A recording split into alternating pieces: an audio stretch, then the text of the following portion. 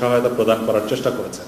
তো সম্প্রতি আমরা রংপুর ভিজিটের সময় যখন জানতে পেরেছিলাম যে আবু সাইদের পরিবার আবু সাইদ সংঘ নামে একটি ক্লাব গঠন করেছে, সেখানে উপদেষ্টা মহোদয়ের নির্দেশক্রমে আমরা বিজিবির পক্ষ থেকে 5 লক্ষ এবং র্যাবের পক্ষ থেকে 5 লক্ষ, স্বরাষ্ট্র মন্ত্রণালয়ের পক্ষ থেকে 10 লক্ষ টাকা তাদেরকে সহায়তা প্রদান করেছি। এছাড়াও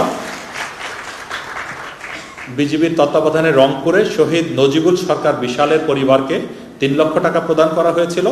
এ থাকবেন যে শহীদ আবু সাইদ ফাউন্ডেশনের জন্য বিজিবি 5 লক্ষ টাকা প্রদান করেছে। আর এর মধ্যে প্রকৃত অর্থে যেটা না বললেই নয়, আমরা আমাদের স্বরাষ্ট্র মন্ত্রণালয়ের কাছ থেকে, বিশেষ করে আমাদের মাননীয় স্বরাষ্ট্র উপদেষ্টার কাছ থেকে এই আহতদের পাশে দাঁড়ানোর জন্য আমরা সর্বসময়ই নির্দেশ, উপদেশ, উৎসাহ সবসময়ই পেয়েছি। এবং তিনিও আপনারা দেখেছেন যে ইতিপূর্বে বিজিবি হাসপাতাল এবং অন্যান্য হাসপাতালে গিয়ে আহতদের পাশে থেকেছেন। এবং বিজিবি কিংবা আমরা সকলে সার্বিকভাবে থেমে থাকবো না।